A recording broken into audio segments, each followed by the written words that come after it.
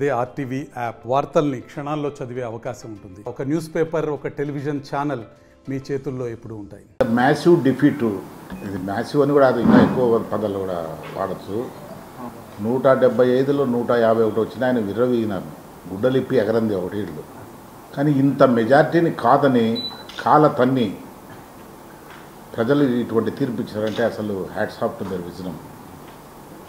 ప్రజలకు ఇంత విజ్ఞతతో చేసినారు ఈ పని. కానీ ఇక్కడ జరిగింది ఏమంటే, ఇంత జరిగినా కూడా జగన్లో ఇది లేదు. అతను ఇంకా పాత అలవాట్లతో ఉన్నాడు. ఆత్మావలోకనం చేసుకోవాలి, ఎందుకు జరిగింది ఏమని. నేను ఇది చేసినాను, అది చేసినాను. ఏం చేశావు, ఎవరు చేశావు? ప్రజల డబ్బుతో కోట్లు ఖర్చు పెట్టి వేరే దేశాలకు పోయొచ్చావు. ప్రజల డబ్బు మీరు కానీ మీ పార్టీ క్యాడర్ కానీ కొంతమంది విచ్చలవిడిగా దోపిడీ చేసినారు. ప్రజా ఆస్తులంతా కొట్టేసినారు, నదులు కొట్టేసినారు, మట్టి గుట్టలంతా కొట్టేసినారు,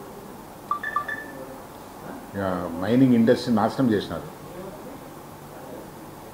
సిస్టమ్స్ అన్నీ ఇదైపోయినాయి. ఈ వాతావరణంలో నిన్ను ప్రజలు తిరస్కరించిన కామన్. అది మేము ఎక్స్పెక్ట్ చేసాం, నువ్వు ఎక్స్పెక్ట్ చేయలేదంటే అది నీ పొరపాటే. ఎందుకంటే ప్రజల దగ్గర నుంచి ఎప్పుడన్నా ఫీడ్బ్యాక్ తీసుకొని ఉంటే తెలిసిండు.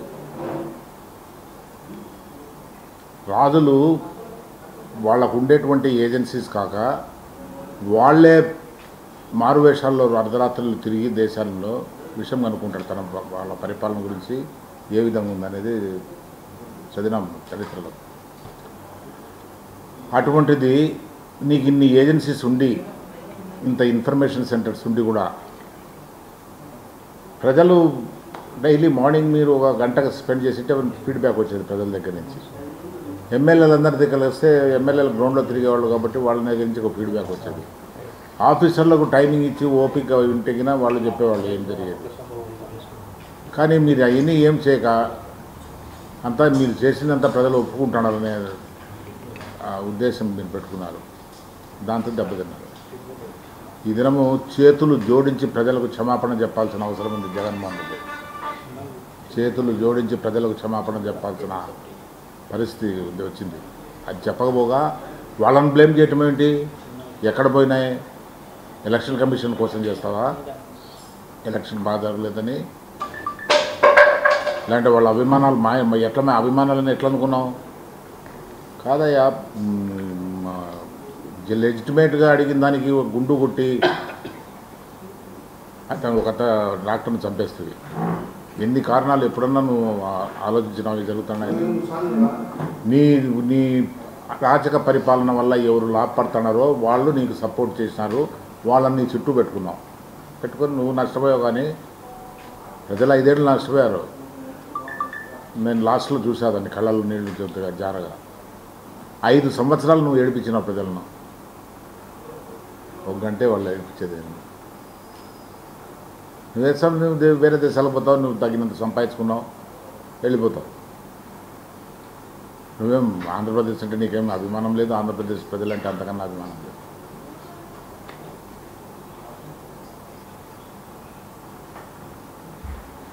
ఇందులో ఇది this high time you should get introspection. ఆత్మావలోకనం చేసుకొని ఏంట్రా ఇది, ఎందుకు జరిగింది, అట్లా అసలు ఏం జరిగిందనేది నీకు తెలుసునా అని. కులాలే దూరం చేసుకున్నావు, సెక్టర్లే దూరం చేసుకున్నావు.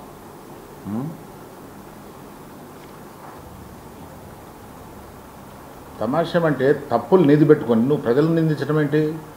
ప్రజలు అనుభవించారు నువ్వు పెట్టిన కష్టాలు. వాళ్ళు నీకు వ్యతిరేకంగా ఓటేశారు. ఓటేసిన అసలు లేట్ అవర్స్లో వచ్చి పోల్ చేసినారే వాళ్ళు, మీ అభిమానస్తులు మీకు మీ స్కీమ్స్ వల్ల వచ్చినారని అనుకున్నారు మీరు అని ఈ చేలాలు చెప్పారు. కసికి వచ్చిన ఓటు, కసికి వేసినారు ఓటు. మాకు తెలుసు, నేను చెప్పాను మా వాళ్ళకు.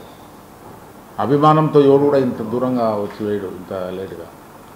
కసి ఉంటేనే వాడు ఈ విధంగా వేస్తాడు. నేను 20 పాయింట్ ప్రోగ్రామ్ అప్పుడు ఈ స్కీమ్స్కి ఇన్ఛార్జ్ ఉంటాయి.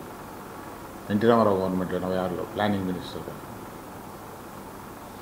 అప్పుడు ఈ స్కీమ్స్ ఆయన పైనే దేశంలోనే ఈ స్కీమ్స్ పెట్టిన వాళ్ళలో ఎన్టీ రామారావు ప్రప్రథముడు. ఆయన పోతాంటే సూట్ కేసులు కింద పెట్టి ఎయిర్పోర్ట్లో కాళ్ళకు ఆయనకు కింద దండం పెట్టేవాడు భూమికి. అంటే అటువంటి వాతావరణంలో ఆయన ఇచ్చిన ప్రతి ఒక్కటి ఆయన జోబులోంచి ఇచ్చినట్టు ఫీల్ అయినారు. అప్పుడు ప్రజల డబ్బే, ఇప్పుడు ప్రజల డబ్బే, ఎవరు జోబులోంచి చేరు. అటువంటి అభిప్రాయం ఉండింది ప్రజలకు. అటువంటి అభిప్రాయం ఉన్నప్పుడే ఆయన మోస్ట్ బ్యాక్వర్డ్ డిస్ట్రిక్ట్ ఇక్కడ తెలంగాణలో మహబూబ్ నగర్లో పెట్టాము. కల్వకుర్తి ఓడిపోయాం. కల్వకుర్తి ప్రతి సంవత్సరము పాలమూరు లేబర్ అని ఇప్పటికి పోతుంటారు బాంబేకి, బెంగళూరుకి. అన్ఎంప్లాయ్మెంట్ ఎక్కువ అక్కడ. అటువంటి ప్రాంతంలో పెడితే ఈ స్కీమ్స్ బెనిఫిట్ అయిన వాళ్ళు కూడా ఎవరు రాలే, ఆయన రెస్క్యూకి రాలే. అంటే వేరే వాళ్ళకు బాధ కలిగించినటువంటి ఇష్యూస్ కొన్ని ఉన్నాయి, దాన్ని కన్సిడర్ చేశాను. ఇప్పుడు ఎన్నని నేను కొన్ని డీటెయిల్గా చెప్తాను.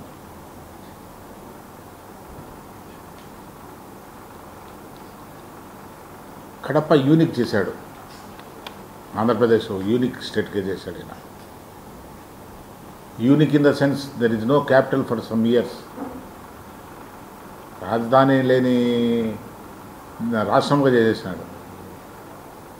ఇటువంటి చాలా చరిత్రలో ఎవరు తప్పు చేస్తే ఆ తప్పు పైన కంప్లైంట్ చేస్తే కంప్లైంట్ పైన కేసు పెట్టిన సందర్భాలు ఉన్నాయి ఈ రాష్ట్రంలో.